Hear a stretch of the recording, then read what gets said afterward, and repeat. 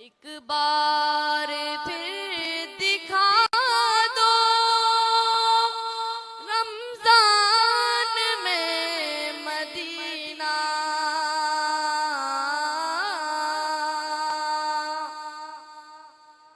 एक बार फिर दिखा दो रमजान में मदीना। बेशक बना